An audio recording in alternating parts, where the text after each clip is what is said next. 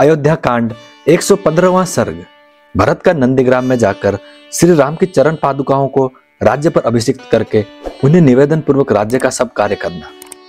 तदंतर सब माताओं को अयोध्या में रखकर दृढ़ प्रतिज्ञ भरत ने शोक से संतप्त हो गुरुजनों से इस प्रकार कहा, अब मैं नंदीग्राम को जाऊंगा, इसके लिए आप सब लोगों की आज्ञा चाहता हूं। वहां श्री राम के बिना प्राप्त होने वाले इस सारे दुख का सहन करूंगा।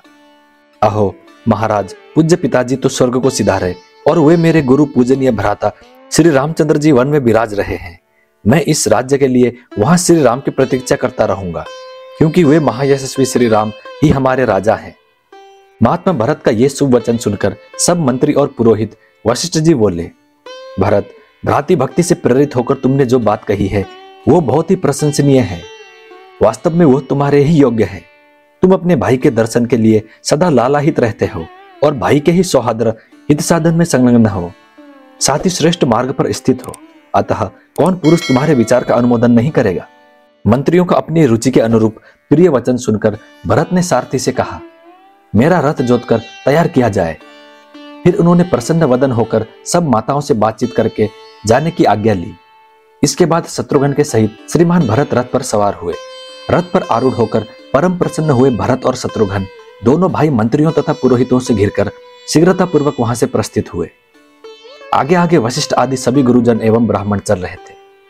उन सब लोगों ने अयोध्या से पूर्वाभिमुख होकर यात्रा की और उस मार्ग को पकड़ा जो नंदग्राम की ओर जाता था। भरत के प्रस्थित होने पर हाथी, घोड़े और रथों से भरी हुई सारी सेना भी बिना बुलाए ही उनके पीछे पीछे चल दी और समस्त पुरवासी भी उनके साथ हो लिए। धर्मात्मा भ्रातुवत्सल भरत अपने मस्तक पर भगवान श्री राम के चरण पादुका लिए रथ पर बैठकर बड़ी शीघ्रता के साथ नंदीग्राम की ओर चले। नंदीग्राम में शीघ्र पहुंचकर भरत तुरंत ही रथ से उतर पड़े और गुरुजनों से इस प्रकार बोले, मेरे भाई ने यह उत्तम राज्य मुझे धरोहर के रूप में दिया है। उनकी ये सुवर्ण भूषित चरण पादुकाएं ही सबके योगक्षेम का निर्वाह करने वाली है। तत्पश्चात भरत ने मस्तक झुकाकर उन चरण पादुकाओं के प्रति उस धरोहर रूप राज्य को समर्पित करके दुख से संतप्त हो समस्त प्रकृति मंडल, मंत्री, सेनापति और प्रजा आदि से कहा, आप सब लोग इन चरण पादुकाओं के ऊपर छत्र धारण करें। मैं इन्हें आर्य रामचंद्र जी के साक्षात चरण मानता हूं। मेरे गुरु की इन चरण पादुकाओं से ही इस राज्य में धर्म की स्थापना होगी। मेरे भाई ने प्रेम के कारण ही ये धरोहर मुझे सौंपी है, अतः मैं उनके लौटने तक इसकी भली भांति रक्षा करूंगा। इसके बाद मैं स्वयं इन पादुकाओं को पुनः शीघ्र ही श्री रघुनाथ जी के चरणों से संयुक्त करके इन पादुकाओं से सुशोभित श्री राम के उन युगल चरणों का दर्शन करूंगा। श्री रघुनाथ जी के आने पर उनसे मिलते ही मैं अपने उन गुरुदेव को यह राज्य समर्पित करके उनकी आज्ञा के अधीन हो उन्हीं की सेवा में लग जाऊंगा। राज्य का ये भार उन पर डालकर मैं हल्का हो जाऊंगा। मेरे पास धरोहर रूप में रखे हुए इस राज्य को, अयोध्या को तथा इन श्रेष्ठ पादुकाओं को श्री रघुनाथ जी की सेवा में समर्पित करके मैं सब प्रकार के पापता से मुक्त हो जाऊंगा। ककुस्थ कुलभूषण श्री राम का अयोध्या के राज्य पर अभिषेक हो जाने पर जब सब लोग हर्ष और आनंद में निमग्न हो जाएंगे, तब मुझे राज्य पाने की अपेक्षा चौगुनी प्रसन्नता और चौगुने यश की प्राप्ति होगी। इस प्रकार दीन भाव से विलाप करते हुए दुखमग्न महायशस्वी भरत मंत्रियों के साथ नंदीग्राम में रहकर राज्य का शासन करने लगे।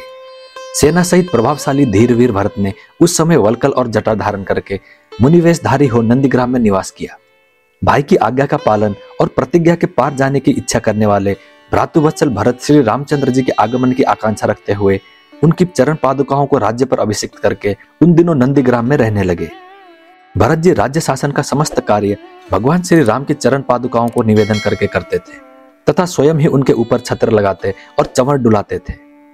श्रीमान भरत बड़े भाई की उन पादुकाओं को राज्य पर अभिषिक्त करके उन दिनों राज्य का सब कार्य मंत्री आदि से कराते थे। उस समय जो कोई भी कार्य उपस्थित होता, जो भी बहुमूल्य भेंट आती, वो सब पहले उन पादुकाओं को निवेदन करके पीछे भरत जी उसका यथावत प्रबंध करते थे। इस प्रकार श्री वाल्मीकि निर्मित आर्ष रामायण आदि काव्य के अयोध्या कांड में 115वां सर्ग पूरा हुआ। मैं उम्मीद करता हूँ श्री राम जी आपकी सारी मनोकामनाएं पूरी करें। जय श्री राम, जय हनुमान। अब मिलते हैं अगली वीडियो में।